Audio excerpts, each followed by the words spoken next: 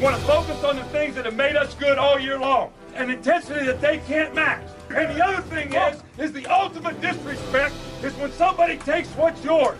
And this is our game, so that makes it so personal. Dominate on 3. 1, 2, 3, dominate. I need 60 minutes. 60 minutes of me! You got it. 60 minutes! No business, no mercy! Nothing but stop, bubble! You got me! We're gonna ring the bell! We're gonna ring that championship bell! Ding, motherfucking dog!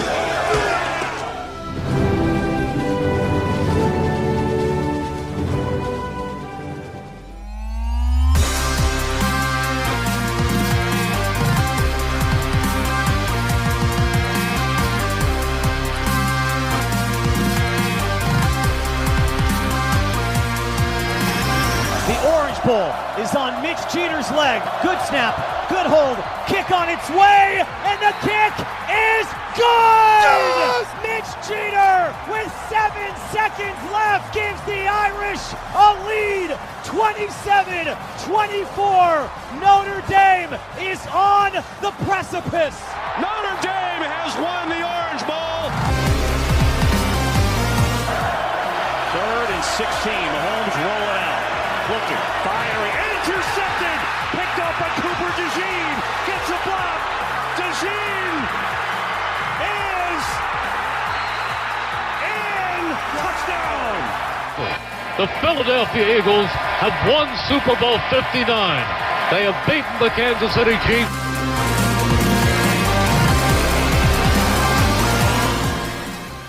And now, welcome everyone to the Huddle Up Podcast.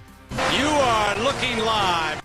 Hello, everyone. Welcome. You are looking live. It is Tuesday, November the 18th, 2025. We're glad to be back with you for another week, Huddle Up Podcast, and make sure you're following along with us all season long. Would certainly appreciate all the support, the likes, the shares, the follows, all of that throughout this season. If you want to get us, we are on YouTube, Facebook, Blue Sky, TikTok, and Twitter at Huddle Up Podcast, on Instagram at Huddle Up Podcast Inc., and on Twitch at Huddle Up Inc. You can get the link tree, which has all of our social media, everything I just ran down, by clicking the QR code in the top right corner of your screen right now. If you're on our video side, you can also see some of the examples of our merchandise. You can grab some of that over on our TeePublic store, which is available at the QR code there on the top corner of your screen now. So would certainly appreciate some little extra ducats into our bankroll on the Huddle Up Podcast side. Keep the show on, and certainly appreciate that support as always. And again, as we start the show, just Sean and I this week. EJ will be jumping in later for the NFL talk, I am sure. But Sean, how we doing this week? Oh, well, we're getting through. Looks like I survived. The rest of the household took a bit of a beating, had the flu run through this weekend. Yeesh. So, yeah, been quite a time, but I was fine. Got to go out, watch the Eagles. Got to, taking a decent amount of football considering the kids. But, now the weather's warmed up a bit, but still cool at nighttime. It's actually really nice down here, and we're just excited to talk about ball. Yeah, man, for sure. And the college football playoff rankings coming out now. It's kind of the part of the reason we had a little bit of a delayed start. I was hoping to be able to get all of our normal graphics done before we started. This is that week every year where they do the rankings in between, like, back-to-back college basketball games, but a little bit later than normal. So they're running them down now. When we get to that segment, I'll have the ESPN version of the graphics on our screen. So won't have our normal look, but we'll be able to run down everything just the same. I saw Devin in the comments. So Devin, welcome back in as always, bud. Appreciate the support. And if you're with us live, I see a couple people watching us. Give us a like, give us a share. Certainly do appreciate that. And based on one thing I'm seeing so far, spoiler alert, Miami Hurricane fans are still going to be upset this week in regards to where the the college football playoff rankings are. And I would say that's my best of the week, but I'm going to have another one. But Sean, let's go ahead. We will dive right in to that. The board had a quick reaction this time. Usually there's a little bit of delay on me. Yeah. But let's get it underway each and every week. For those with us for the first time, we look back at the best of the past week in the world of sports and football. So, Sean, what was your best this past week? Well, it'd be real easy here to go with the best performance of the week, which clearly was Josh Allen just playing Madden just all over. It's unreal. Anyone who's going against him in fantasy, I'm sorry. I was also going against him in fantasy. Josh Allen never has a mediocre or poor week against me in fantasy. So I guess I should warn you ahead of time. This week coming up looks like no Josh Allen. Looks like no Josh Allen on my schedule this week. So if you're playing against him, there's a chance you might survive. But that is not my best of the week. I'm not here to talk about the best of the best. I'm talking about kind of more fun best. We like to dig a little deeper than that. I'm going to go with a couple of big fellas. We got a couple of tight ends that I'd like to shout out as a best of the week. One, Travis Swift-Kelce in Kansas City, despite the loss to the Denver Broncos, set the all-time touchdown record with 84 passing. Oh, the Denver Broncos. They got him. Now, the big difference there, Priest Holmes did that in about 4 years. Sure. So a little bit different there, but good job and congrats to Travis Kelce. The other big fella, Mark Andrews in Baltimore in a win over the Cleveland Browns, passed Derek Mason for the all-time receiving yards in Ravens history with 5,778. So that was a little bit of passing longevity. And I'd like to throw one other tiny one in here that I just literally found out happened. I'd like to set an honorable mention for Jacoby Brissett, who has been taken over for the, quote, injured Kyler Murray. And the most silent record of the week, Jacoby Brissett set the NFL record this week for completions in a game.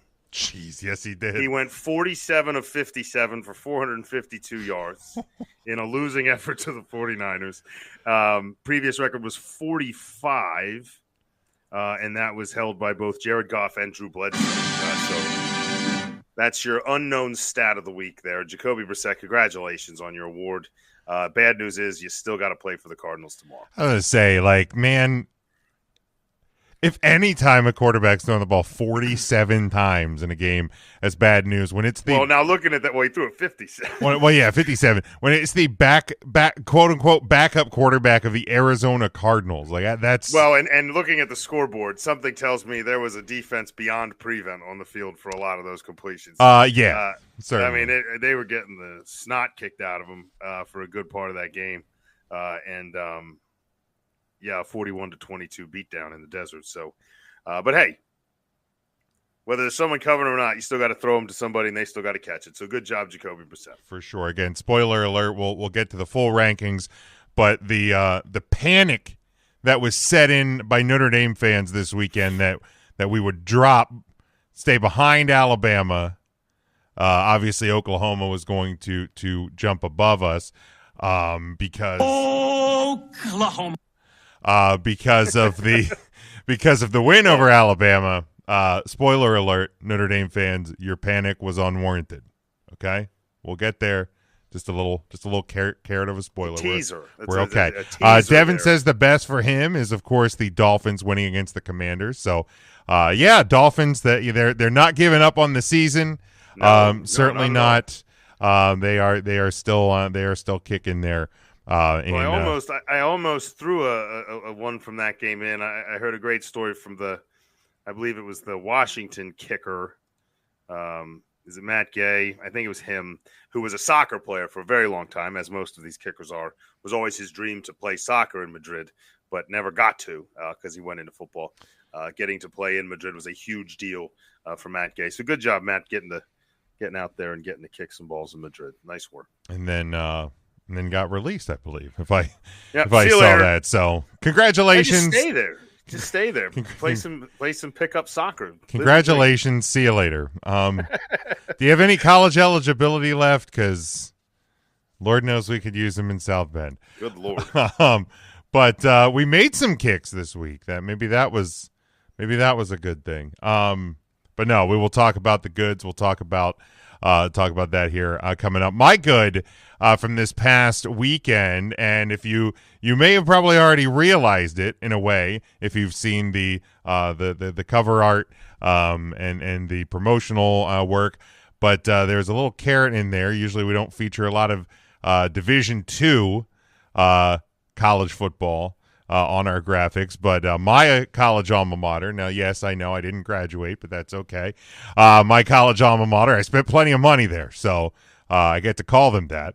Kutztown wins their third straight PA State Athletic Conference title. They've been ranked number one in Division II all year. They've been undefeated all year. They now will host Bentley this Saturday in round one of the Division II playoffs. So program's definitely been on the upswing the last couple of years. They have not found the playoff success, though, have not been able to capture a national title, but maybe this year will be the one. This is probably the best team they have had maybe ever. So would love to see them bring that home. Always nice to see. Always nice to see my old. I got a couple of pals back home. Been to Kutztown, went to Kutztown, graduated from Kutztown. So we're pulling for them from all angles. Great little town. If you ever get there, go check out Mama's Pizza. Always a favorite of mine in my years there. Way too many late nights spent there, but nonetheless, always a good little time. Need to get back into the town a little bit as well. But let's see. Devin says he's not saying we're going to go to the playoffs, but he's happy. Yeah, man. You don't look. Here's the deal. Success, when it finds your team in any way, enjoy it. If your team's having a down year, that stinks. That's never fun. The Dolphins are down clearly. Seem like they're probably on the way to having probably a new head coach after this year. Kind of bit of a rebuild, but when you beat some teams, enjoy the wins, man. Nobody's ever going to fault you for that. So make sure you do enjoy that, Devin. With the Dolphins getting a win there. So Sean, let's jump in. I'll work on getting the actual the bracket side. But we do have the literally fresh hot off the presses college football playoff rankings. They're still circle jerking each other around on ESPN, talking about them.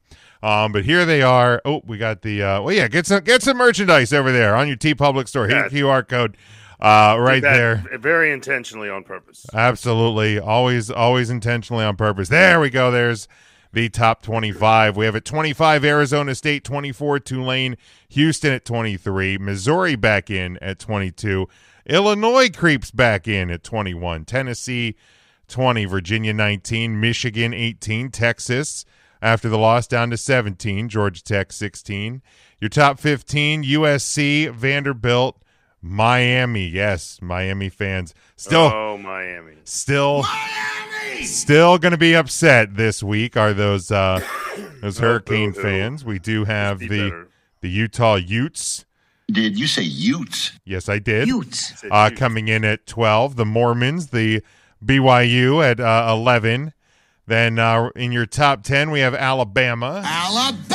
Notre Dame holds at 9. Remember I said you would your fears, your concerns, your panic, unwarranted. Notre Dame stays at 9. Oklahoma, where the wind goes sweeping down the plains. They come in at number 8. Oregon 7. Ole Miss 6. Texas Tech cracks the top 5. They are number 5. Georgia, still working on that soundbite, comes in at 4. Texas A&M 3. Indiana 2. And Ohio State 1. So unchanged top 3. Of course, right. The big change, Alabama falling to the Sooners and dropping to the 10 spot. So, Sean, any big surprises? I mean, obviously, outside of Alabama taking another L, but any big surprises this week? I mean, looking at the list here, I mean, it's pretty much all the teams that we thought were going to be in the mix, you know, and I don't really consider 20 to 25 like in the mix, minus like a chance at that fifth. You know, like I don't see much there. I mean, Michigan's still creeping up, still hanging in there. You know, got a big game coming up in a couple of weeks. That could help. It's just going to be a question of, does Michigan get close enough for that win to vault them? How many losses does Michigan have? They have 2. So I mean, they're pretty much, you got to win out or you're not going to make the playoff. But the wild thing is, because of the way the standings are playing out, is they still kind of hold their own cards, because if they do win out, that would obviously involve a victory over Ohio State to end the year. They could still play for the Big Ten title, which would then get if you win a big title, you're guaranteed a berth in the college football playoff. So everything's still in front of Michigan at this point. So that's interesting. I know Texas, I heard an interesting take with 3 losses. It's never happened. There have been no 3-loss teams, but we've only been doing this for a year, so we don't really know how this works. Right. But where Texas sits with 3 losses, they do still have a couple of big games going.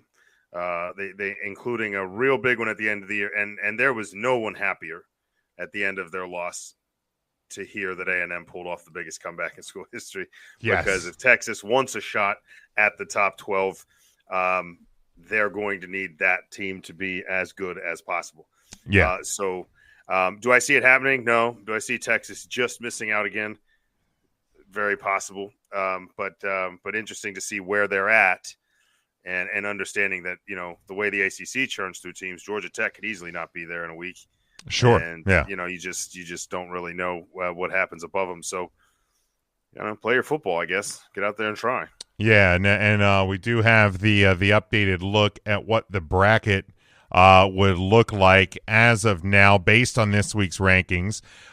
So your 4 teams that would get a bye are number 1 Ohio State, number 2 Indiana, number 3 Texas A&M, and number 4 Georgia. Your matchups in the first round: Texas Tech would get Tulane, ranked 12th.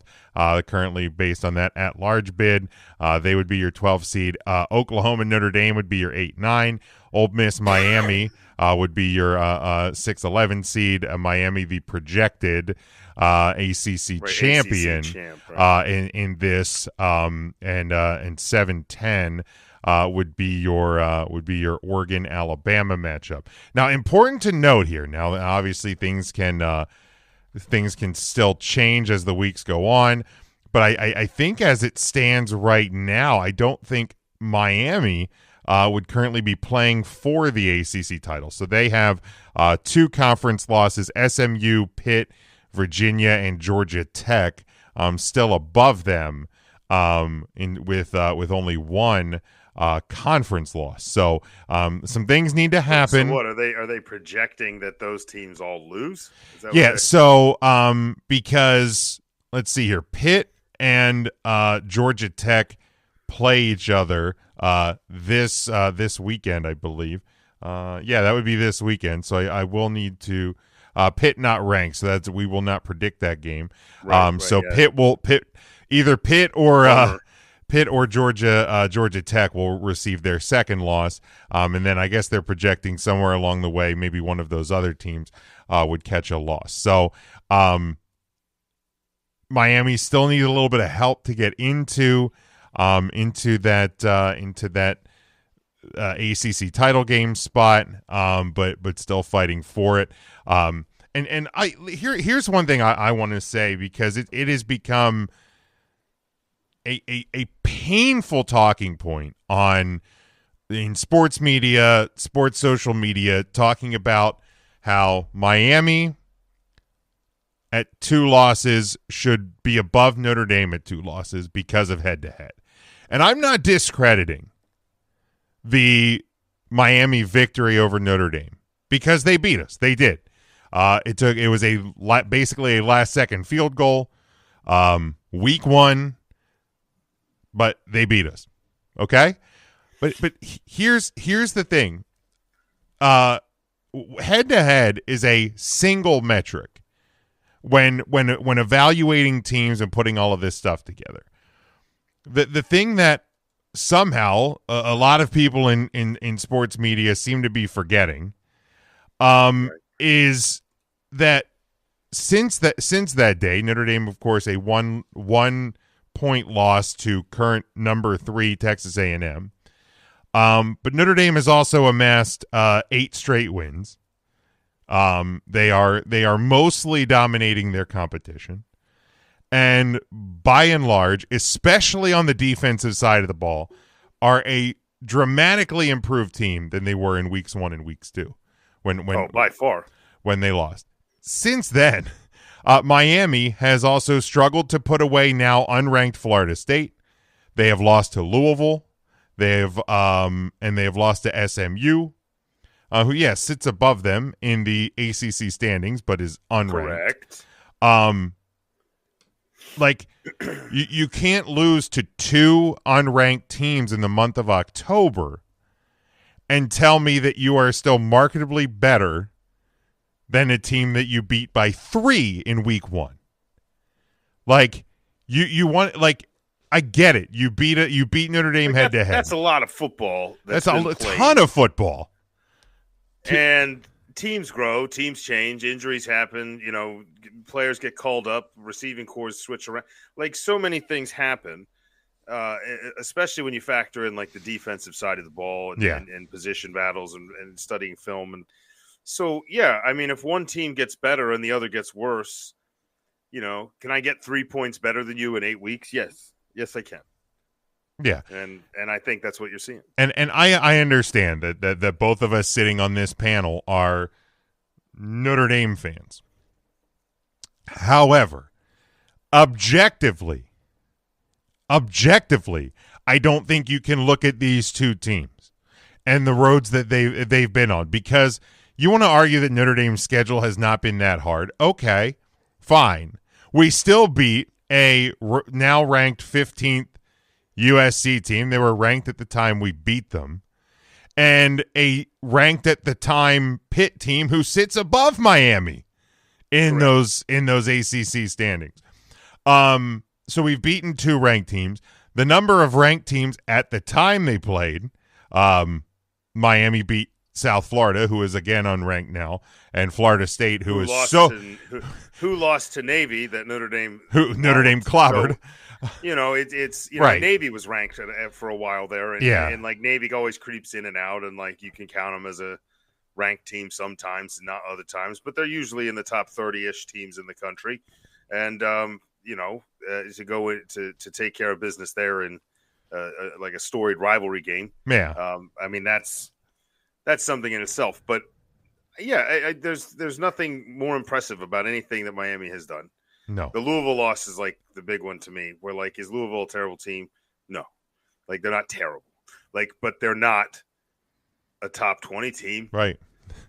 They're not 2 of the top 13 teams in the country, which are our losses as well by 4 points. By the way, your loss to SMU was by more points than Notre Dame's combined 2 losses. In fact, they're complaining about where Notre Dame is, but ironically, where Notre Dame is partially because of the fact that Miami refuses to fall any lower in the rankings. Right. Right. The longer they hang on and hang in, the better that loss looks. Yeah. So and again, and I've seen Miami fans want to bring up the Northern Illinois loss. They're well, you lost to an unranked team last year and still got it. I'm well, yeah, because we won 11 other games. And that's the thing for Miami. It's you lost the ability to win this argument when you lost that second game to SMU. It's 2 unranked opponents. I don't have sympathy at this point for where they are at. My advice to them is beat Virginia Tech and beat Pitt to close out the year. And then maybe you'll play in the ACC title game. Let's hope you don't lose that one. Lose to Pitt and prove a point. Right, exactly. It would be a real shame. It'd be a real shame for Miami fans to talk all of this shit for the last 3 weeks of playoff rankings when in reality these rankings don't matter. Like let's remember that as well. These rankings do not matter. No. Because what's great is at this point Notre Dame doesn't need the Miami loss to prove anything. They're going to be in there. So if Miami wants to go ahead and drop one and just fall out entirely, I'm actively rooting for it at this point. It was like when BYU fans started talking shit at us for no reason. I'm like, boy, it would be a real shame if you lost to Texas Tech. Now I'm waiting for Texas Tech to lose because of their coach. But anyway, besides that, I'm off my Notre Dame soapbox. Some really fun matchups, potential matchups in the first round. Alabama, Oregon, kind of the new Alabama versus can Oregon be that quality opponent? I think your gem matchup in week one is a Notre Dame, Oklahoma. And then the winner goes on to face the defending national champion. So right there, that to me, that's your best pocket in this playoff, because I don't see Texas Tech or Tulane beating Georgia. No. The winner of Ole Miss Miami, I think it's a matchup against A&M would be fun. And I mean, if Oregon beats Alabama, which I think they do, because as I've been reminding people all year, Alabama is an average team. Okay? You own Georgia. You were ranked too high. You got crashed to reality. You're an average team. You're welcome. Remember this. But I think the one thing that crushes Alabama and knocks them that far down is it's that haunting loss to Florida State to start the year. Yeah. It's just hanging over your head. Shocking. A team that loses to a horrible team. I could see them blowing another one here and just falling out. That would be fine. Like Mike says in the comments there, quack, quack, quack, motherfuckers.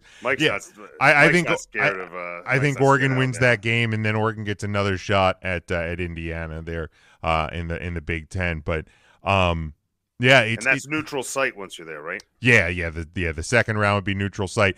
I think the biggest wild card, and this will be my last thought on any of this, is Ole Miss sitting at 6th. They still have potential to win the SEC, to get a bye. There's a lot of noise around that program, particularly around head coach Lane Kiffin, and what his future is going to be. There's talks that he's obviously being actively looked at by both LSU and Florida.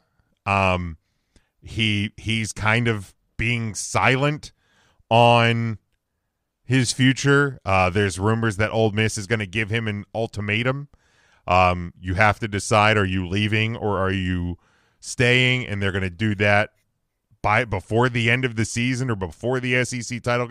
Like there is a lot. There's a lot of movement. I'll put the I see Mike asking who number 13 is. I'll stick the full top 25 there in the rankings. Miami there. The bracket seating Miami and the actual top 25 do vary a little bit because of those automatics.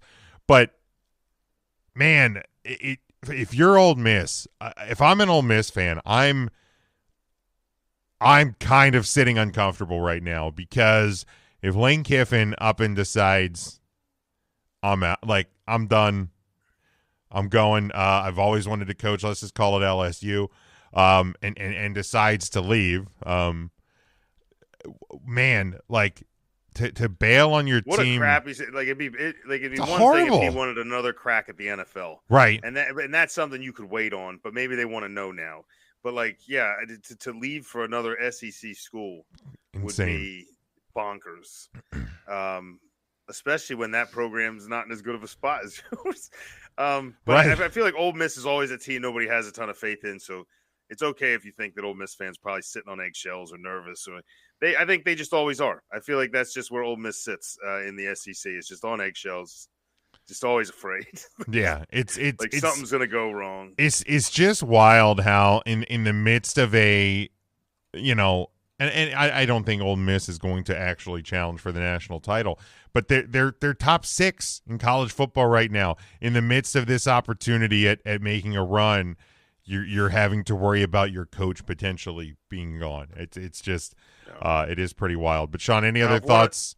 Well, if one of those teams, it's just interesting that with the Miami jump in, and at this point, it looks like if Miami isn't the team that wins the ACC, that it's going to be a team that's ranked even lower than them.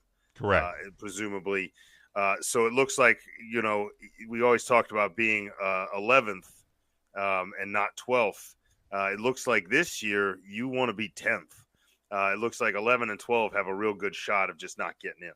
That would be kind of the interesting take there. And right now it's a couple of teams from Utah that are just sitting there staring in going, man. Sure are. But so those two teams are hoping for a loss somewhere from somebody. And one of those teams will have a chance to take a swing at the top dog in that Big 12 conference. But man, I don't like sitting here at 8-9. I sure would like to move up to.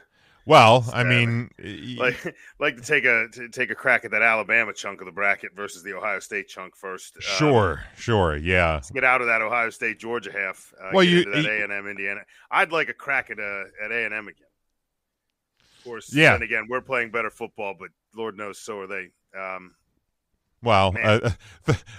Needing a 30-point comeback versus South Carolina says what? Well, there's one thing about needing it. There's another thing about doing it. And it's a pretty impressive showing, I think, and grit and resolve from a handful, a bunch of kids to motivate and get them to believe that could happen, and then to do it is pretty amazing. That was arguably the best of the weekend as well. Yeah, it was a hell of a comeback. Certainly says a lot about South Carolina and what they are and what they aren't. As well, but we'll put the we'll close up the book on the college football playoff rankings for this week, Sean, and we will talk about them next week. A whole new batch of drama, I'm sure, will be drawn up next week. But let's go ahead. Let's jump in to the games as we look at. Week number 13, not a lot of 25 on 25 action this week, so we're going to do something a little bit more fun at the end. But we have two games. Yeah, I'm excited about that. Yeah, two games in the top 25. Number 22, easy for me to say. Easy for you to say. Yeah, Missouri backs back into the top 25 at 7-3. They travel to number 8 Oklahoma. Oklahoma. They are 8-2, a 7.5 point home favorite. 42.5 is your over/under on this one. Saturday at noon on ABC. Well, the computer doesn't like Oklahoma. I did not want to play that sound bit at all. Look, Missouri. I know Missouri that this is the schedule. You have no choice. But Missouri, stop doing this to yourself. Stop showing up on my predictions. Stop showing up in the top 25 just in time to run into a team that is just red hot at the moment. Now, is this poised to be a letdown game? Sure, I suppose. And if it was, ironically, if it was someone even a little less expected than Missouri, I might buy it. I think Missouri's a good enough squad, and Oklahoma's excited to be where they are enough that they're not going to let that happen.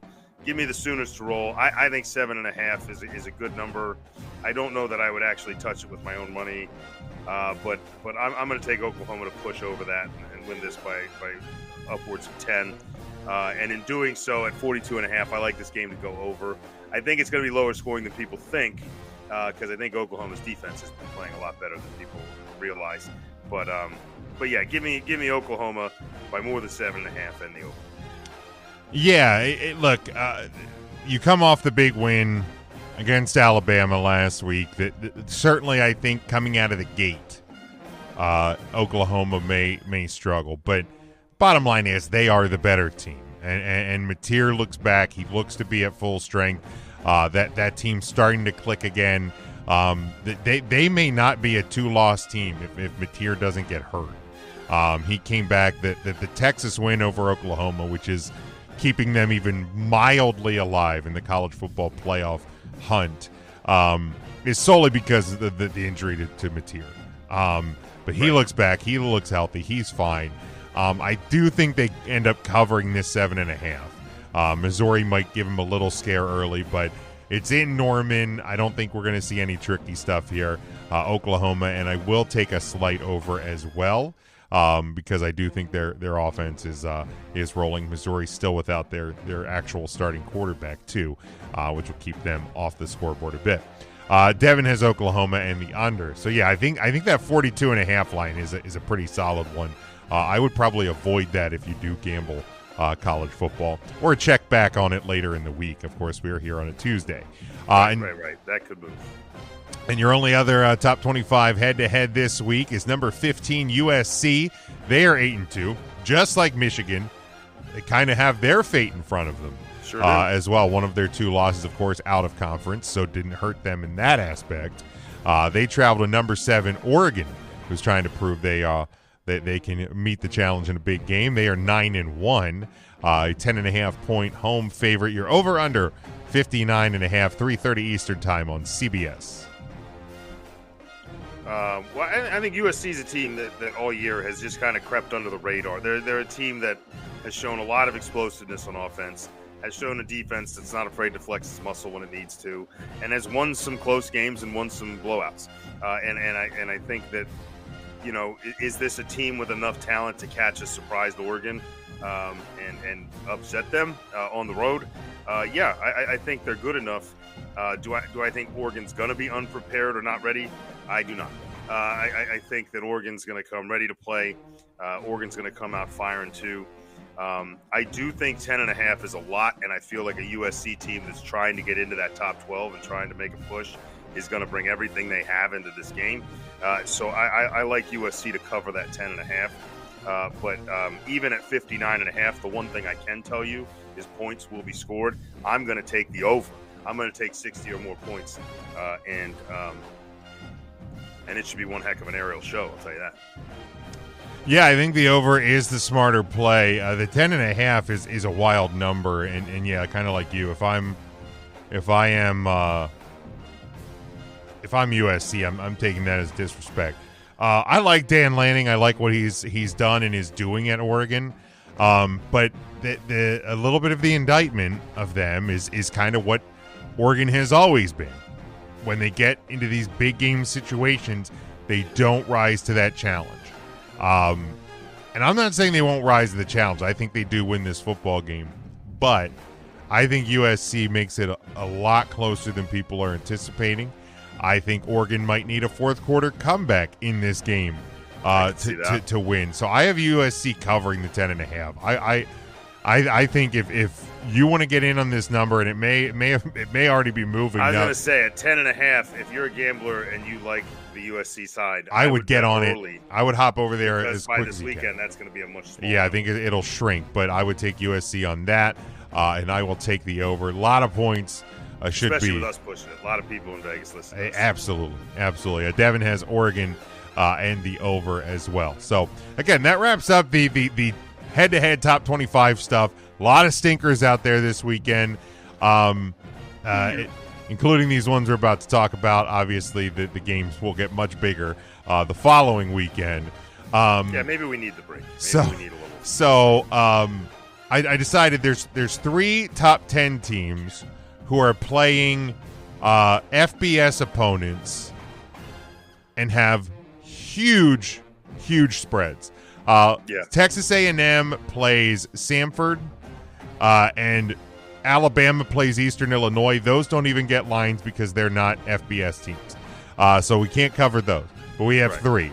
And it's real quick, with not a lot of analysis to it, but will blank covered the spread. So number 1, Ohio State, they are at home versus Rutgers. They are a 31.5-point favorite. Does Ohio State cover 31.5? Yes. Okay. I disagree. I don't think Ohio State covers 31.5 because Ohio State does not care about this game against Rutgers. They're going to do their work in the first half. They are going to get off the field. and all of their thought, all of their mind, all of their care is going to be on the game the following weekend. So Rutgers will make a couple scrappy drive or two. Tier guys to finish this off. I think it's second half, second string at least. This is going to be a lot of light work for Ohio State, which is why it will stay within the 31.5. All right, your next one. That's not even the biggest spread we've got. It is not. That is actually the smallest of the three spreads that we have. We now move to the biggest one. Number 4, Georgia. They are at home versus Charlotte. They are a 44.5 point favorite. That's insane. Against Charlotte. Sean, does Georgia cover the spread?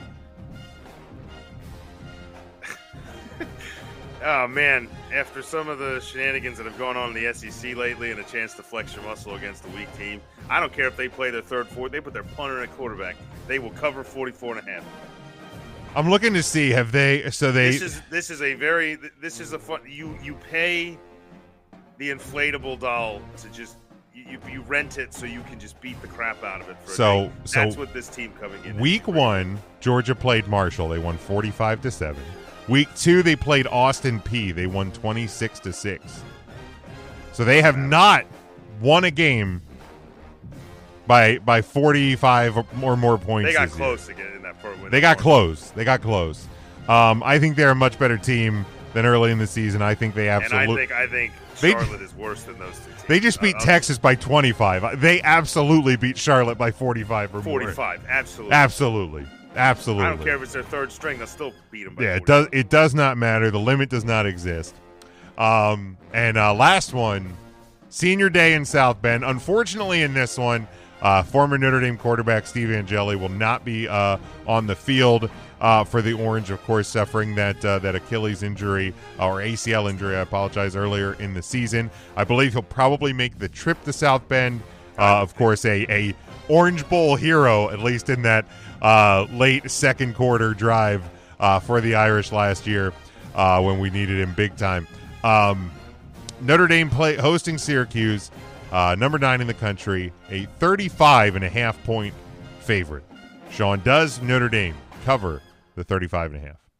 No. Ooh, okay. This is the only one that I don't think does, and I think it's just because it's not one of those rivalries everybody talks about with Notre Dame, but it's a school that's played us enough times.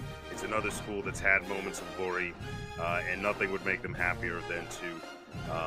They want to come in and upset us, and I don't think there's any risk of that. But much like your Ohio State prediction, I think Notre Dame will sit some of those guys, let them kind of have a victory lap, and in that moment, Syracuse could still push. And they're a pretty competitive football team. They haven't won a bunch of games, but they've hung in there against a lot of good teams. So I think that's the one cover that I saw. Yeah, Notre Dame has only won by more than this margin twice this year. The 56-13 win at Arkansas and the 49-10 win over Navy. I think this is one where you're going to start to enjoy the moment. You're going to take your foot off the throttle a little bit. And I just see this one being a tough one to cover for them. Yeah, I just want to pull up the weather. This one, I believe that could also affect a 3:30 game Saturday in South Bend. Actually, for Senior Day, a warm 51, and wow. Chance of showers in South Bend on a November Saturday. So Jeremiah Love north of 250 yards. Enjoy that one. But give him the rock. I think it'll be close, but I think it stays just under. I think it's going to be in that 30 to 32 range. Right. When all is said and done, I think Notre Dame will almost cover the spread. I think it'd be very realistic where we score enough points, we score over 35, somewhere near 40-ish points. But in the fourth quarter, we give up 14 or 10 extra. Yeah, points. a couple backdoor points. Just keep it on. Yeah, I think that's very possible. I agree. Yeah, but Senior Day in South Bend, the marshmallows will be out from the student section. It's become a tradition there. So it'll be hopefully be a fun, easy, calm Saturday for us. That would be nice. Should be calm the rest of the way in the regular season, that is, with games against Syracuse and Stanford left on the calendar. But we will talk about some of those other games. Probably not that one. Surprise, surprise. Next week on the show. But that is where we will wrap up the college football slate for this week. And thank you for bearing with us as we had to power through the chaos of the late submission ESPN rankings this week. But we move to week number 12 in the National Football League. Your bye weeks this week are those Denver Broncos. The Denver Broncos. The Miami Dolphins. So Devin, once again this week, no Dolphins. No loss for the Dolphins. No loss for the Dolphins this week. But a loss for us. Here's EJ. And there he is. Here's EJ crashing into the studio. Just when you think. There we go. There he is. EJ, how we doing this week? I'm well. How are you doing? Good. Crashes into the show more than Billy Joel in the houses. Oh, Jesus. Wow. Snap. Dang. All right. Broncos, Dolphins, Chargers, thank God, and Commanders. On the Chargers need that bye week bad. My God, big time. What a situation they're in. They need it bad. It is rough. It is rough in LA. But all right, let's go to the games. We'll start Thursday night, 8:15 Eastern Time, Prime Video. It is the 7-3 Buffalo Bills, a 5.5 point road favorite at the Houston Texans, who are 5-5. Your over/under on this one is 43.5. EJ, welcome, and you're up first. Thank you. You know, also in Houston, we talk about a lot of teams in wildcard. It's a messy AFC wildcard picture, and Houston started 0-3. They're back in it, and even without C.J. Stroud, they're back at 500 now, and big things interesting there. This is a sneaky big game here for both these teams here. Actually, I actually like Houston the points. I think Buffalo wins the game, but I think Houston the points here. But I also will take a slight under on this one. All right. Nothing is over. Sean. Yeah, I mean, the best thing going for the Texans is not necessarily their backup quarterback, and it's not necessarily anyone playing for them. It's the fact that the Bills haven't looked like garbage for a couple of weeks, and it's bound to happen. That team is not, in my opinion, good enough to maintain a streak for very long. Is it definitely going to happen this week? No. They might wait for a division game, something like that. But no, with that 5.5, I'm actually going to side with EJ here, primarily because you do get the points, and I think with that chance of a Buffalo letdown, especially on the road against an underrated Texans defense and front four. That's a very good front of that defense. I know the secondary's made some mistakes in games, but that pass rush in Houston's very good. So give me Houston to cover. I'm going, 43.5. Josh Allen can do that by himself if things go right. Against that defense, though? Best of the league, I'm going to take the under. I think Buffalo has a hard time scoring, and I think the defense gives up just enough to maybe lose that game. Houston's starting to remind us why we've thought they were a fairly decent team the last couple of years. And Buffalo, many times this year, have reminded us that they're not. So an interesting one. I think this is potentially one of the more interesting Thursday games we've kind of had this year. And as crazy as it is, you sound insane. I'm kind of tending to agree with EJ here. I think the Texans are going to do enough to disrupt the Bills. Honestly, and it says as much about the Bills as it does the Texans. Wouldn't even be shocked if Houston wins this game at home. But I think they definitely cover, and I do like the under as well. Devin has the Bills and the over. Devin is certainly the optics around the fact that it's a short week, it's on the road, and all that. There it is. It's definitely in the conversation. Something that could happen here. Well, and it's the one game out of the four we're predicting where it's one of those games that I've been trying to point it out for weeks. I just keep forgetting to mention it. This has been a season where we're reminded of how important QB2 is. Yeah. Mm-hmm. We've had a lot of guys go down, some season ending, some not. But in those fill-in games where you don't need a backup quarterback to go 4-0 or 3-0, but just getting one extra win while you don't have your starting quarterback in there, having a guy like Carson Wentz played great in Minnesota. Until he was half. Until he didn't. He was playing with just like dead weight on the other side. So he was in a dead arm. I think you've seen a couple teams throw guys in, and you have some that are, and then you have Marcus Mariota and a few other guys that are not. San Francisco found a guy that is. You know what I mean? Like there's guys out there that can come in and carry a team for a while. So,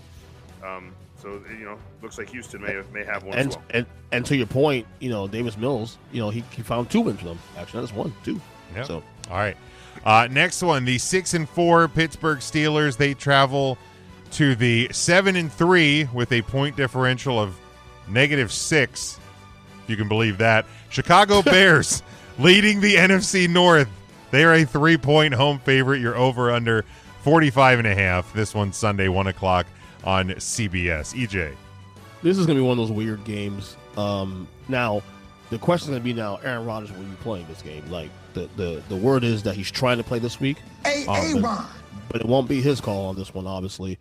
Look, the Bears have been a good story, man. But I look, if you ask me, do I believe the Bears is a contender? No. I don't even know if they make the playoffs still, to be honest with you, man.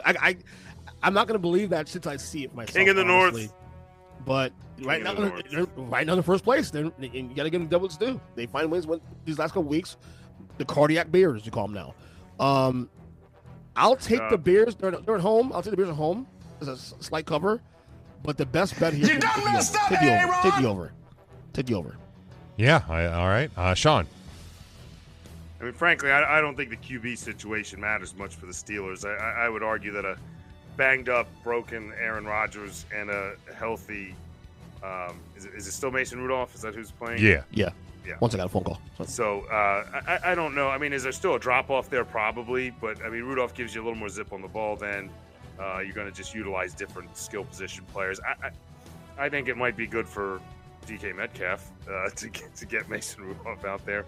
But I've never been high on the Steelers. I'm still not high on the Steelers. Am I super high on the Bears? No. But I called them taking the North last week, and I guess my projection is that they will hold it because I think that they win this game. And I think it's going to be a little more handedly than that 3 points. Like I don't think 3 points scares me in this one. Defense is playing good. Caleb Williams is playing well. They got a ton of weapons. I think if you utilize all those weapons, you can spread some of that Pittsburgh defense out and alleviate a little bit of that pass rush and run zone. And they got 2 running backs running well. So, I mean, I don't see – I don't know, EJ saying they can't make the playoffs and then run. I'm not seeing a lot of holes in the Bears roster compared to that middle of the field that says they can't. So, give me that. Give me the under because I think that Pittsburgh's defense will hold them to less points than people think, and Rudolph may have trouble scoring against the Bears. So give me the under on that. Yeah, I mean, look, their 7 wins are against, lesser than teams. Cowboys, Raiders, Commanders, Saints, Bengals, Giants, and Vikings. But you don't get to control the teams that you play. Right, and you're proving you're better than them. Right. Which puts you closer to that precipice of, like, being in the play. You know what I mean? Like, those teams are better than the teams below them, so they should kill them, right? Right. And, 2 of their 3 losses came in the first 2 weeks of the year when you have a brand new head coach. You're still figuring things out.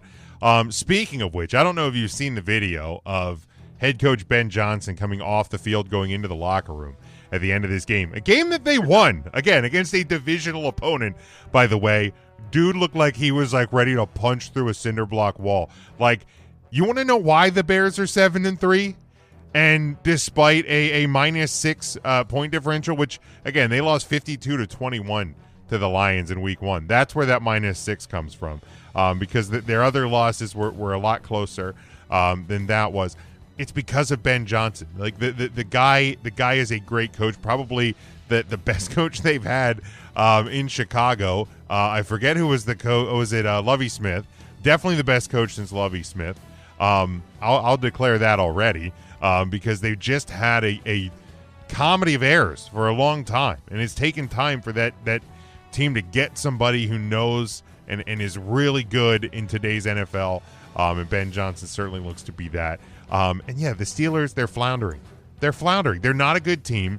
And they're up, they're down, they're up, they're down, they're up. Like that, I didn't think they were going to beat Cincinnati last week. And they have a game, all but they lose their quarterback, and they now you have some injury woes again. But whereas you have the Bears they haven't really been. They've just been a slow, steady riser.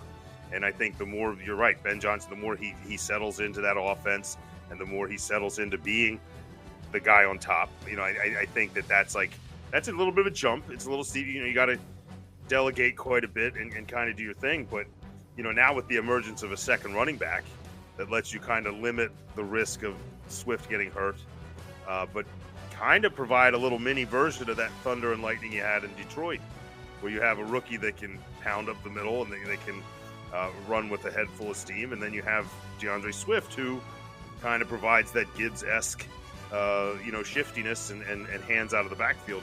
So he's got a very similar offense to as far as weapons go, maybe even more so than Detroit, because you have guys. You may not have an Amon-Ra St. Brown, but you have more guys deeper, that could be. We don't know what Burden is yet, and we don't know what some of these guys are. And you have a second tight end. You have Kmet and Loveland sitting there that have both proven they can catch balls in the red zone. So you have a lot of things at your disposal, and I think he's really starting to have some fun with some of those toys. Back to it though. The Steelers aren't good. They're going to continue to be not good. They're on their way to a losing record, probably on their way to a new head coach, on their way to a new quarterback. Give me the Bears. Give me the Bears to win, cover easily. I will take the over. Actually, I'm going to take the under, because while I think the Bears can score points, I don't think the Steelers are going to this week with a backup quarterback. Bears. So yeah, give me Bears and the under. Devin has Bears in the under as well. So there we go. All right, next one, Sunday, 1:00 on CBS. I'll bring the clock in for these last two. Yeah, I'll take a full two on this. The 8-2 Colts, they travel to the 5-5 and out of the AFC playoff picture, or at least the playoff seeding as of now. The Kansas City Chiefs, and somehow a 3.5-point home favorite. Your over/under is 50.5. Sean. Look, the powers that be and the big networks and the fantasy gods and everyone else are going to keep telling you that buy low on the Chiefs, buy your stock now. Stop it. This is a team that has shown nothing but mediocrity. You just had a bye week with one of the best coaches of all time. You come out flat. Mahomes doesn't have the zip. He has the weapons, doesn't have any production from it. And this team looks listless and sad. And it looks like it's something no one's talked about this whole time, is when the Eagles lost to the Chiefs in the first time they played them, was that Super Bowl loser curse. And it hasn't hurt the Chiefs before, but they've never been this old. And I think some of the grueling run of that Super Bowl and the aging and then the hard schedule, I think it might be caught up to them a little bit this year. And I think you just stop buying it. Stop buying in on hope. Just look at them as the team they are. And they're a team that's not as good as the Indianapolis Colts in any aspect of the ball. You can tell me they have a better quarterback? Sure. Awesome. Give me the Colts in this one. Colts, not only to cover, but to win outright. And I don't think it hits 50.5, because I don't think the Colts are going to have to score that many points, and I don't think the Chiefs can. Yeah. And another thing that we're talking about, optics and things, because EJ is I think going to be popping back in here. But people talk about optics. EJ talks about optics. The optics around this Chiefs team are bad. And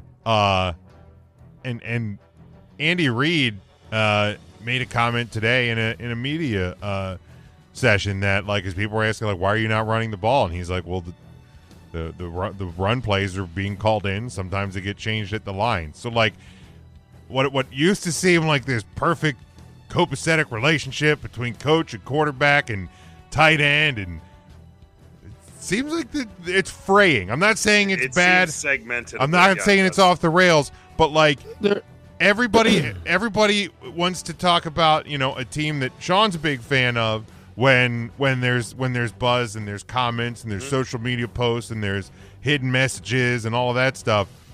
Well, let's treat the other defending conference champion with the same treatment, because it's getting hairy, folks. It's getting hairy because they are not beating the Colts this week.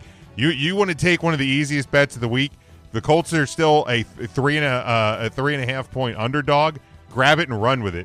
They are going to win this game. They're going to win this game easily. And with Sean, I agree. I think it's the under. I don't think the Chiefs are going to be able to score a heck of a lot of points against this Colts team, and the Colts aren't going to have to run up a lot of points. So Colts and the under for me. EJ. It's funny because we spoke about this stretch a couple weeks ago about the Chiefs, like the 3-game stretch that could decide their season, and now they're 0-2 in that stretch. Mm-hmm. You know, the Bills lost, and now the loss of Denver after the bye, and the Colts game. Again, do we see a world when we're entering Week 13 that the Kansas City Chiefs are 5-6? That's the thing. We played this a couple times this year. It could happen, but here's my philosophy on the Chiefs. Look, everything obviously deteriorating. We get all that, but I don't care. I know it sounds logical. I don't give a fuck. You're buying into a fable. Listen, until this team is dead and buried, and they stay officially out of playoff contention, they have a pulse. They are still alive. Who do you trust? Well, that's what the definition of that is. No, that's what I'm saying. That's what still alive means. Dude, Sean, the Giants still alive to be in the playoffs, okay? Stop it. See, there you go. Now you compare them to a legitimate comparison. All right? So, Homer. I mean, there are levels to this thing, though. So, I'm picking the Chiefs to win this game because they have to win this game, okay? But, bro, if they lose this game this week, it's the Colts. We got a lot to talk about next week on the show. Yeah. Because I'll tell you something right now. If the Chiefs and the Ravens miss the playoffs this year, all 7 teams, in my opinion, that make the playoffs are all live and go to the Super Bowl. Like I can see any of the 7 teams going to go to the Super Bowl, because once you limit the two biggest favorites, everything's wide open. So everybody's a contender by default. So give me the Chiefs, give me the over, but man, this is a huge game, huge game. Both teams really too. Yeah. So right now, your AFC playoff teams would be Denver, New England, Indy, Pittsburgh, Buffalo, Chargers, and Jaguars. Man, the Jaguars just won't go away. It's so fucking weird, bro. The NFC is the same way. Eagles, Rams, Bears, Bucks, Seattle, Green Bay, San Francisco. But like right outside of San Francisco, you have Detroit at 6-4, Carolina 6-5, Dallas at 4-5-1. Even the Vikings at 4-6 are still kind of lingering. And Jim, we live in a world right now that by the time we come back here on Tuesday, the Carolina Panthers might be in first place in the NFC North, NFC South. They could be. They could be. They have an easier game than the Bucs do. We'll talk about that here in a second. But yeah, the playoff pictures are insane. There's a game we're not predicting on Sunday. The Cowboys, obviously they'll have a short week playing these Chiefs on Thanksgiving. But a chance to build off. I get it was the Raiders. I'm not certainly not getting any ideas. You're doing what I do. Any ideas of grandeur. But the front 7 for Dallas looked a lot better. Quinnen Williams already making his presence felt last night. Yeah, so if the Cowboys can disrupt the line of scrimmage, if you start winning those trench battles that they weren't winning in the first half of the season, we've talked about the back end of the Cowboys schedule being this insane gauntlet. It doesn't look as hard now. We'll get to the last game here in a second, but because we talked about coming out of the bye, the Cowboys, and they cleared the Raiders. You had Eagles, Chiefs, Lions, Vikings, Chargers, Commanders, Giants. That looked like hell at the start of this season. All of a sudden, Eagles obviously still the top team in the NFC, but there's some struggles, at least on the offensive side of the ball. Chiefs are average, or look average. Lions are struggling. Vikings are struggling. Chargers are banged up. Commanders stink, Giants stink.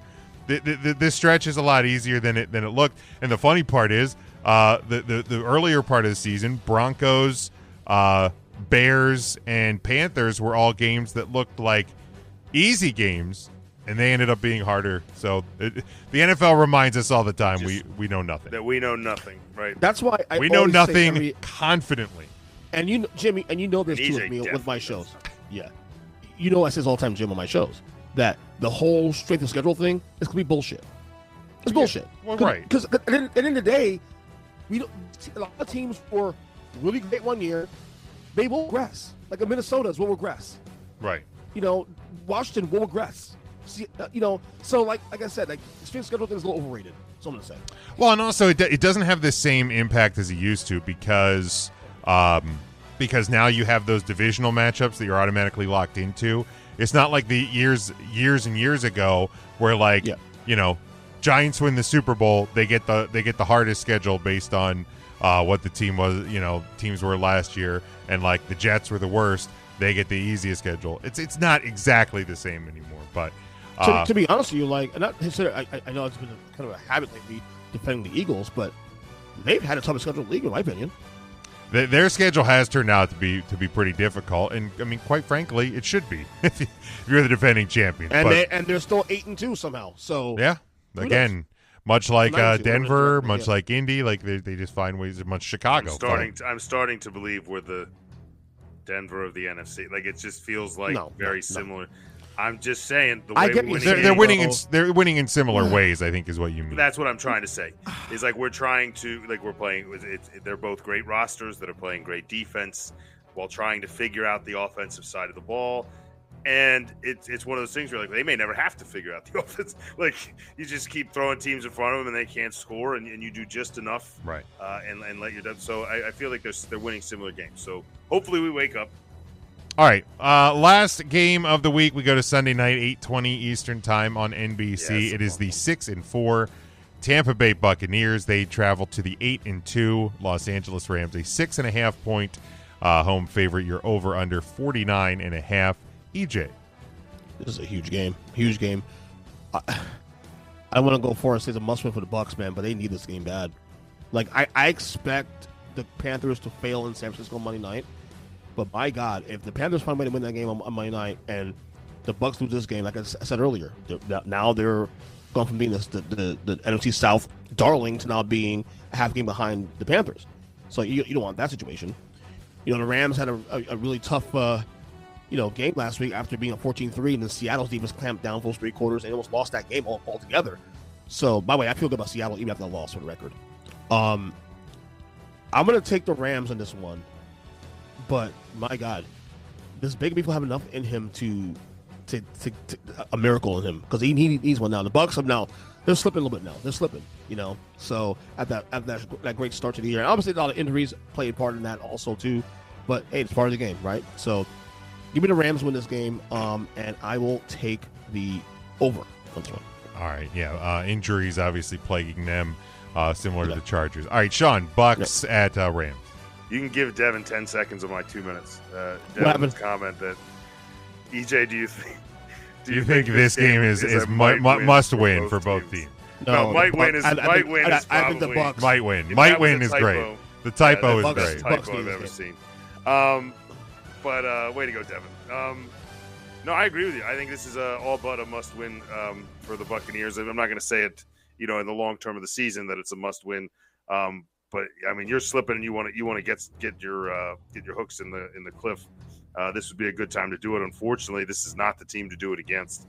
I do love Baker Mayfield on prime time, so I think he's going to do his best to make a push. I just think with the injuries, they don't have the roster to compete with the Rams. I don't see it. And Matt Stafford's playing at an elite level. Man, that 6.5 is big, and I really want to take Baker Mayfield to cover that 6.5, and I just don't think I can do it. I don't think they know who's taking the reins in the running game. I think their receiving core is so beat up.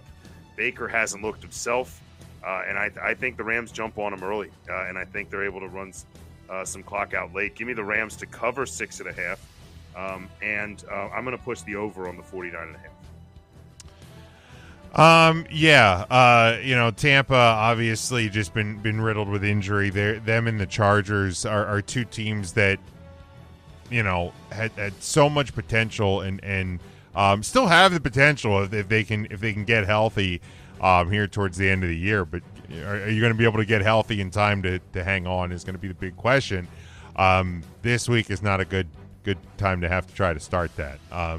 Going to a team that's clicking.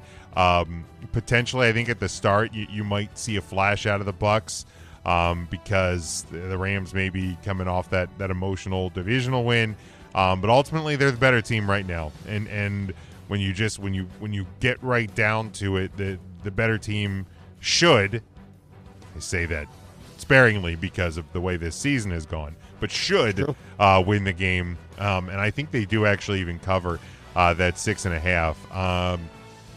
I will go a slight over.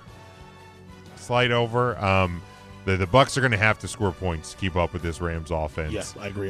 So yeah, if they can't score, they're going to be in a lot of trouble because the Rams can, and they can do it a lot. So that's where we'll leave that.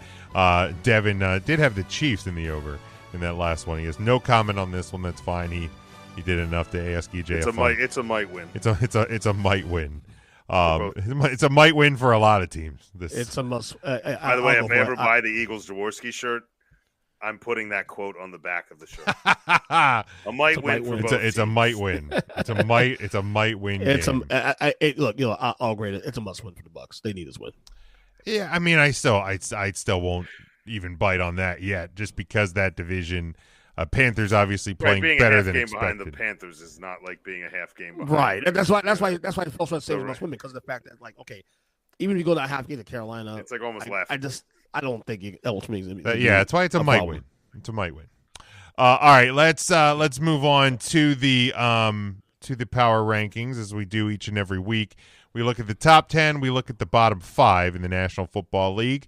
We'll start in the bottom part. EJ, who is your bottom 5 this week? All right, my bottom 5 on 32, 28 have the Giants, 29 the Jets, 30 the Raiders, 31 the Saints, and 32 the Titans.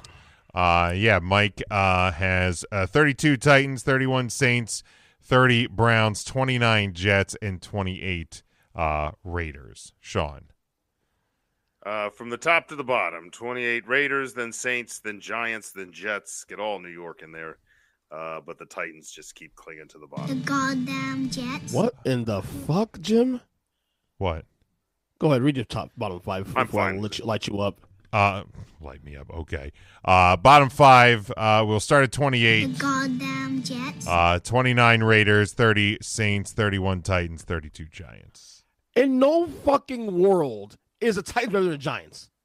What are you doing? Okay. Well, first off, you both the fact that you're this mad about this is hilarious. This is worth it to me. Both these teams are hot trash.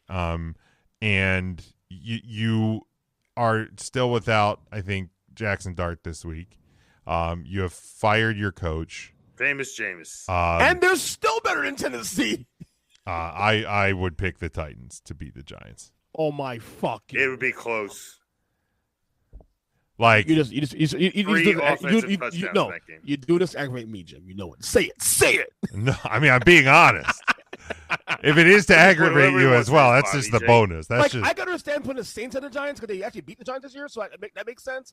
But the Titans, bro, like have you like actually watched your Giants? Like they at least beat fucking Philadelphia and the Chargers here at full strength. They caught the Eagles off guard. It's a cute win. They caught this. Cute win. It's a division game. You said that's all about optics, EJ. Okay, the Titans' lone win is against a team that they got fucking lucky. They had a meltdown. Lone win. Right. And maybe they forced that meltdown, EJ. Yeah, well, that team the Titans beat has a head coach, so you do not. This is actually worse than what Mike did a couple weeks ago. The Titans have a plan. You do not. The Giants don't. What was the team that Mike put in the bottom, number 32 that be kind of like, what the fuck was that all about? I don't know. I mean, if you're getting mad about bottom 5s, you're doing bottom 5. Let's just leave it. You're doing it wrong. Am I a little annoyed, like a little bit, that Mike has the Browns in there, and like just ruins us all having the same fight. But whatever. The Browns are clearly like my 27. Yeah, the Browns still So, stink. I mean, they still stink. Yeah. Shedeur Sanders is playing quarterback now. Give him. Well, actually, that's fair. And I wanted to keep the Browns in my 20. Like I moved them up because they were 29 for me last week. They just keep playing such good defense that I refuse to say they're as bad as these teams. But with Shedeur Sanders, they'll probably find their way back in next week. It could be fun to watch. But here's the deal: the Browns, you might as well get a look at them because you're going to have to make a decision this offseason if you're going to go for another quarterback in the draft, which you probably will because you're one of the most comically, hilariously embarrassing franchises in sports. Why? Deshaun Watson will be healthy. Here's the problem, though. Who's in the draft worth getting? I mean, seriously. Well, I'm sure there's a couple better than Dylan Gabriel. Dylan Gabriel or Shedeur Sanders. Or and you still got to fuck up Deshaun Watson too. Also, that's what I just said. Yeah, because he's still on healthy. Still on the. Yeah. By the way, 28 for the record, 28 couldn't go. You can put like another 3-4 teams at 28, and you'd be fine. Yeah, you can put the Cardinals there, Commanders. EJ, we're still discussing the bottom 5. Yeah, stop it. I know. All right, EJ, top 10. We're not going to see much longer anymore. Top 10. Top 10. All right, number 10 for me, the Niners. Number 9, the Ravens. 8, Bills. 7, Lions. 6, Broncos. Finally. 5, the Colts. 4, Seahawks. 3, Patriots. 2, Rams. 1, Eagles. All right. Mike has Bears 10, Chiefs 9, Bills 8, Bucks 7, Rams 6, Patriots 5, Lions 4, Broncos 3, Colts 2, and Eagles at 1. Sean. 10, I have the 49ers of San Francisco, then the Lions, then I have the Bills creeping back up in here, the Bears at 7, 6 is the Seahawks, and then your top 5, Colts, Broncos, Rams, Patriots, Eagles. My top 10, Bucks hold on to the 10 spot, but barely. Bills 9, Bears 8, Seahawks 7, Lions 6, Broncos 5, Patriots 4, Rams 3, Colts 2, and Eagles 1. I see I think even worse than your 32 Giants is where is the Seahawks on Mike's list? He had them at 8 last week. Okay, so that makes sense. Okay. Yeah, so they fell out. I mean, it's a placement thing, I guess. Yeah, but personally, I probably would have knocked the Chiefs out, and I'm actually kind of a little surprised he didn't. Yeah. But I probably would have knocked them out and hung the and hung the Seahawks in maybe at 10. I'm hoping that's an error. By the way, you get memories, Jim? Bears at 10? Well, I mean, I had the Bears at 10 last week in mind. No, I'm saying like 3 years ago. No, I know what you're doing. A little joke you did back in the day. Oh, I know. You should have done it to me last week when I had the Bears at 8. Bears at 10. I got the Bears at 7 and rising. I was a week ahead of everybody else having the Bears in mind. They were just out for me last week. Yeah. So and with mine, I wanted to actually punish the Lions more. But the Seahawks, there's no one behind them. The Seahawks losing the manner they did, it prevented me from dropping the Lions any further. Yeah. But here's the thing, man. The Lions, I'm starting to grow a bit concerned that they can't live up to their identity in the big moments. Starting to? This is becoming a pattern now where they play the Commanders and they win by 40. They play the Bears in the second week of the season. They win by 35. But you play the Eagles. You play the Ravens. You play, sadly, the Chiefs a couple weeks ago. And it's teams with complex defensive schemes seem to just baffle them. Or just when the lights are shining brightest on you. Yeah. They get in the playoffs and they melt down like they did against the Commanders last year. You win a big game and then it's championship game time. Almost. We just got to get there. It's the alarm is being sounded on this version of the Lions, and I love Dan Campbell, but yeah, it's there. That's why I said last week, I told you guys, and I told everybody, every show until last week, like that line was disrespectful because, like, where have the lines shown you that they deserve to have points going their way against the Super Bowl champions? They haven't won one big game this year. No, I'm still calling BS on the line being disrespectful because the Eagles aren't showing anything this year that says they deserve a big line in their favor. If you'd have said the Eagles were going to score 16 points against the Lions on Sunday Night Football, I would have assumed we had lost. I know the defense is good, and I know that there's a lot of power players there, but we also have a few holes, and I would have assumed they would have exploited it. And they did for one play. I mean, the Eagles. Jameson Williams did his thing for one play, and then they did nothing else the rest of the time. I mean, the Eagles they're only a 3.5 point favorite, albeit on the road in Dallas this weekend.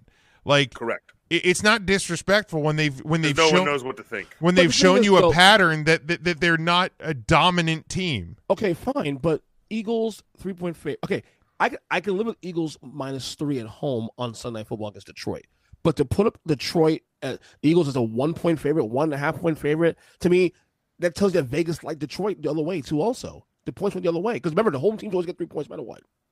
So anything going the other way, to me, it's still not disrespectful. That made no sense. I thought it was.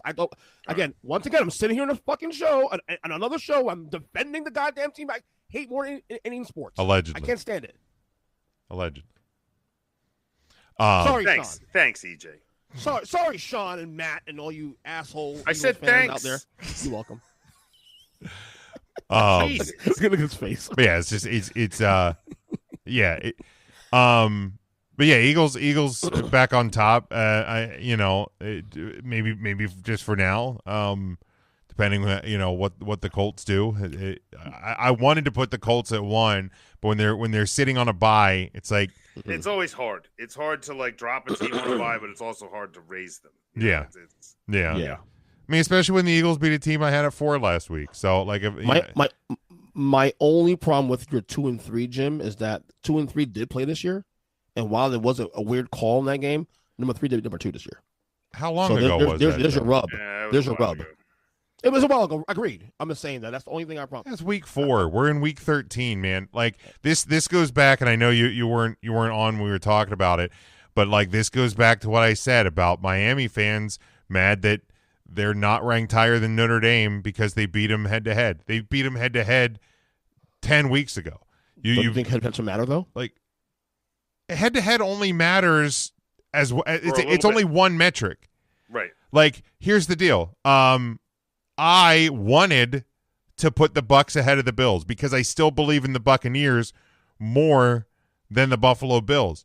That said, the Bills beat them this week. Yeah. So, like, right now, we know. Right now, there's snapshot, Bills better than Bucs. For the record, I'm not mad about 2 and 3. I mean, that's this game in inches. For the record, Mike put the Buccaneers ahead of the Bills. Yeah, and I mean. Again, and that's why I'm wondering if this was actually consistent. Well, he had the Bucs at 4 last week. He had the Bills at 10. So I mean, the Bills moved up. They met in the middle. Yeah. I think what Mike does, he does placements, and I get it. Again, everybody on this planet build our has list a different way, different rankings for different reasons. You guys already know how I roll my list. I'm not gonna make excuses about it. I just do the way I do it. I fuck everybody else. What do you think? Okay, I love Seattle coming off this week, even after losing to the Rams. Okay. I love Seattle's defense. By Darnold on the road, and they almost win that game anyway. If I'm Seattle, I'm feeling good with this team going forward, big picture. Well, yeah, because of the defense. Like, this team is going to live and die by that defense because Sam Darnold reminded us that the real Sam Darnold is still in there. Right. Like, I saw a great tweet, like, in the aftermath, because the big discussion all year has been, the Vikings make the right choice by letting Darnold go and sticking with J.J. McCarthy. And then somebody commented, they're like, the Vikings let a guy go who is tremendous until they play a good team, and then his brain melts for a guy who can't throw a frisbee in the ocean, but when it's like 2 minutes to go and the game's on the line, is like the next Tom Brady.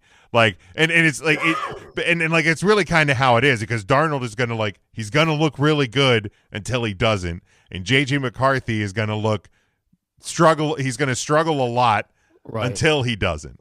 Like, so it's like which poison do you want at quarterback? And the Vikings it's obviously strictly financial of Minnesota. Absolutely. $40 million a year is $40 million towards your cap worth that versus McCarthy. Well, and again, yeah, Darnold caught lightning in a bottle last year. He went and got his money.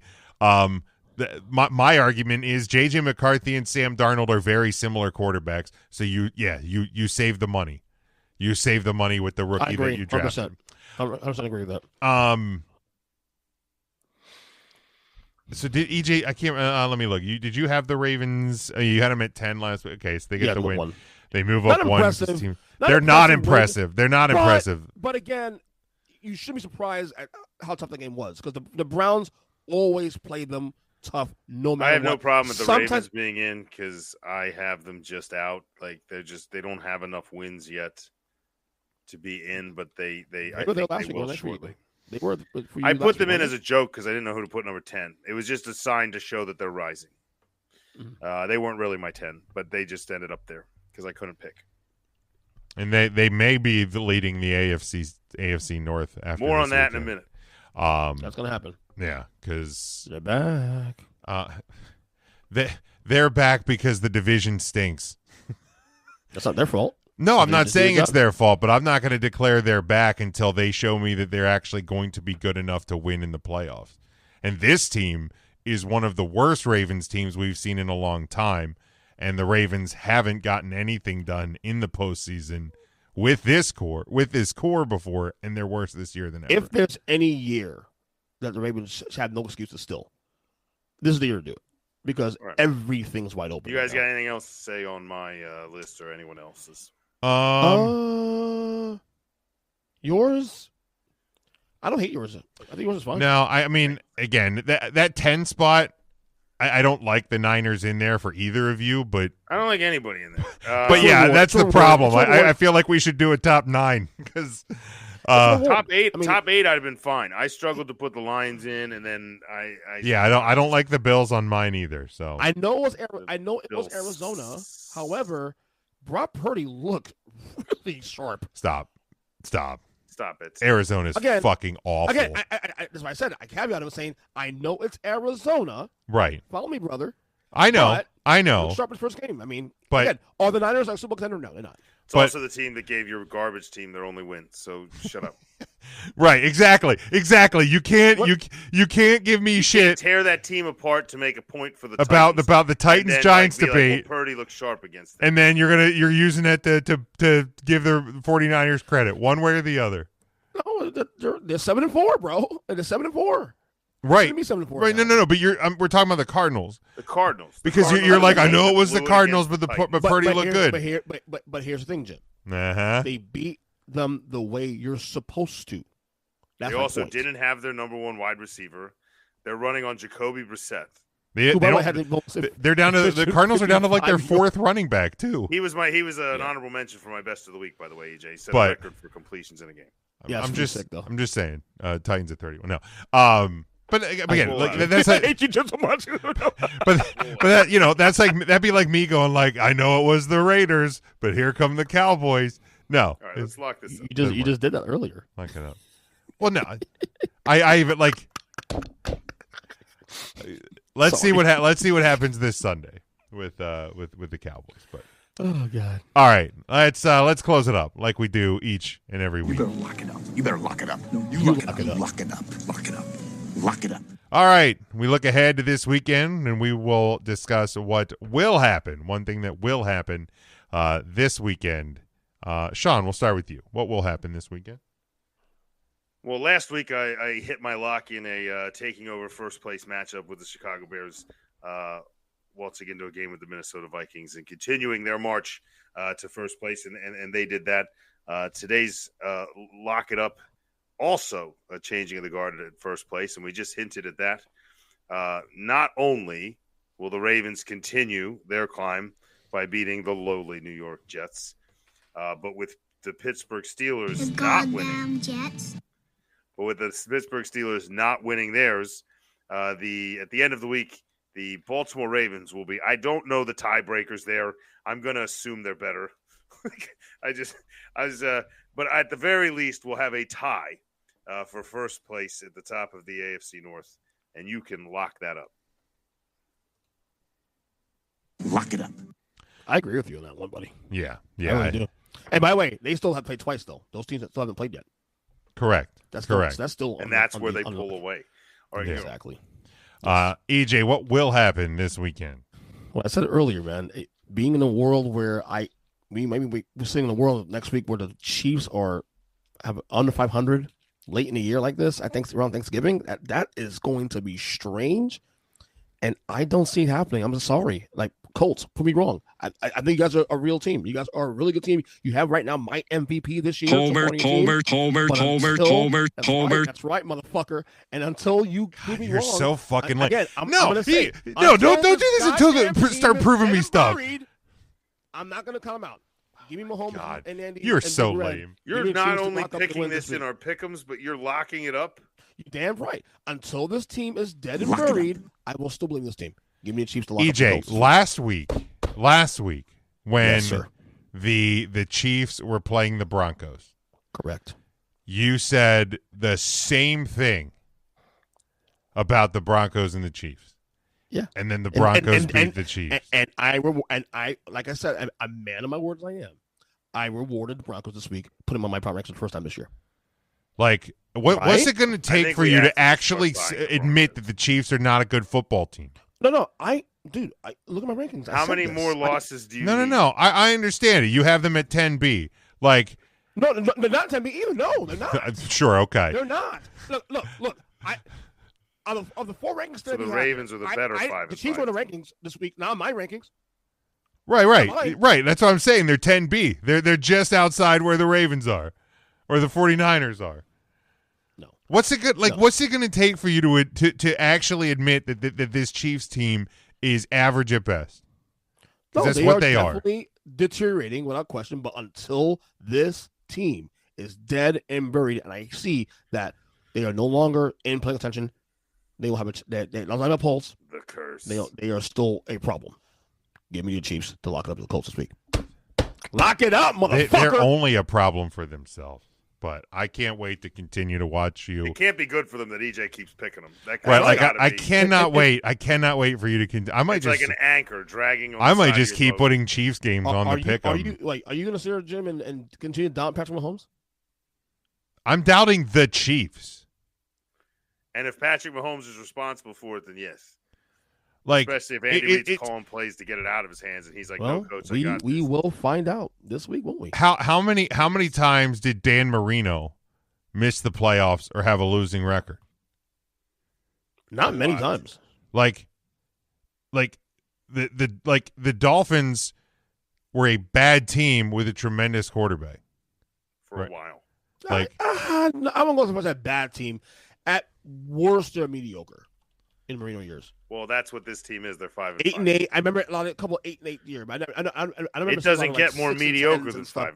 That's like exactly what it is. Well, they're mediocre, right? But again, as we've seen this year, the AFC is the whole league is wide open. The AFC is wide open as hell. Like, can you say with full authority that if the Chiefs get in the playoffs and they play the Patriots in Foxborough, that you're fully confident Pats win that game? You fully confident about that? No, but if I had to bet like my car on it, which is not worth very much, I would bet it on the Patriots. What do you have? What kind of car do you have? Oh, it's a wrecked Chevy Malibu. It's got just dents and dings all over it. Sunroof leaks. You want it? Maybe. My car's if you'll come steal it, you can have it. So if you look over Dan Marino's career, he had more seasons where they were 2 games above 500 or worse than he did at 3 games above 500. How many losing records do you have though? Losing records. Not a lot of losing records, but so he was Mike Tomlining it. But yeah, but he was just. But you said, but the word you said, Jim, was bad. To me, bad is like 4-12, 5-11, and worse. No. He's saying that he was a great quarterback on bad teams. Right. Meaning that having him there might be the reason they had. Right, he drugged them. He drugged them to 500 records or just above 500. But those teams aren't making the playoffs, and those teams, even if they do, are not making any noise. That's the Tony Romo argument. Yes, because I agree. I think Tony Romo. Yeah. Okay. Really I'll sign off on that. That's a pretty. Okay. That's actually a decent comparison. Yeah, I'll sign on for that. Nowhere near as good as Dan Marino, but okay. Tony Romo is the most talented Dallas Cowboys quarterback in the history of that franchise. Absolutely. That's not what I said. I agree with you. He's the best quarterback the Cowboys have ever had. But Dak Prescott's going to pass the all-time Cowboys passing record this Prescott year. would probably be a 2 on that. By default, though. Come on. By default. What do you mean by default? Because the league is favors passing heavier now. I mean, it was pass heavy when Romo was there. Okay, here's a clue, Cowboys fans. Dak Prescott is not better than Tony Romo. In discussion. Well, no, and I'm certainly not even saying that. I'm just saying he's going to pass the passing yards record for the franchise. All right, mine. Do I want to do college? You guys did do NFL ones, right? I went NFL. He went NFL. All right, I'll go college then. I'll tell you my NFL one in the close, but I'll do my official one in college. At least one of these top 25 teams will lose outright. Miami playing at Virginia Tech, Texas hosting Arkansas, Vanderbilt hosting Kentucky, or Utah hosting Kansas State. At least one of those will lose outright. I will put my money on. Say the middle two. You said the middle two. Texas hosting Arkansas, Vanderbilt hosting Kentucky. Vandy might be one I look at. Vandy might. I want it to be Miami in the worst. I do way. too. I do too. I hate Miami. That nothing would make me happier. Especially it's at Virginia Tech. Virginia Tech has their new coach hire. There's gonna be a swagger to that team, to that program this week. I think Miami draws them at a bad time, and I hope they lose. By the way, I'm sharing a meme to the text group right now, to the podcast group, and it's one of the funniest things I've read. It's like the Falcons drafted a QB top 10 and paid a QB $180 million to avoid being in QB hell, and somehow a year and a half later are in QB hell. They are. Just what a hot mess. They are in QB hell, and so are the Saints. Like two teams in that division. It's just still Kirk Cousins' team. They're like, Kirk, hey, listen. Just hey. Luckily, they didn't trade him somewhere because it was a big joke, buddy. They need him. It's a good joke. Believed in you the whole time. Michael Penix Jr., the oldest 26-year-old quarterback in the history of the National Football League. Plays like he's 3 47. ACLs. Third ACL. This is now on his quote-unquote good leg. So he's okay, man. Seriously. Yikes. Yeah, absolutely. Yeah, for him and obviously just the long line of injuries this year. But let's wrap it up. I will say my NFL lock was the Vikings going to Lambeau, beat the Packers, just continue to cloudy that division. Just watch them implode. Yeah. That's a question. Matt LaFleur hot seat that happens? Absolutely. Absolutely. Oh, okay. I'm just saying things. I think the seats that already push made me sad. Starting to get what? I'm a Packers. Tush push. All right. Tush push. EJ, let them know where they can follow you, bud. Well, you can find me, my podcast, Earn Speak Podcast, of course, any podcast catcher on audio side on YouTube at Earn Speak Pod on YouTube. I am on Twitter at EJ7. I say Twitter here because I know it's X, but I say Twitter. No, it's Twitter. Make you happy? It's Twitter. I do make you happy. Only assholes call it X. Listen, I do make you happy, Jay. Okay. Only assholes call it X. It's easier for him to say. It's less syllables. Yeah. X much spot. But yeah, EJ7 on Twitter. And that's all I got for you. Another great show, guys, as always. All right, Sean, let them know. All right. Well, you can follow me all the usual places. There's not many of them, but on the Twitter, we are at Sean Shine State, so you can follow me there, or following any football game that continues to watch the Packers fall to the bottom of the NFC North. So you can follow me doing that. But we've been sharing some funny memes out there on the Twitter, so get out there. I might even throw that Falcons one out on there so you can take a gander at it. And as always, you can catch me watching the Philly games. Go Birds. All right, you can get me on Twitter or Blue Sky at Big Jim Sports. Most importantly, follow the show. We are at Huddle Up Podcast on Facebook, Blue Sky, TikTok, and Twitter. You can get us on Instagram as well. You can hit the QR code, top right corner of your screen. That'll take you to our link tree. That'll get you everywhere Huddle Up related. Get our merchandise over in the TeePublic store. Subscribe to the YouTube channel. Certainly appreciate all the support, interaction this season over there. The page continues to grow. Get us on all podcast platforms as well. Until next Tuesday night, when we're looking at the Thanksgiving week, the rivalry week in college football, a huge show coming up next Tuesday night on your holiday week. But until then, stay safe, stay smart, and as always, go for the win.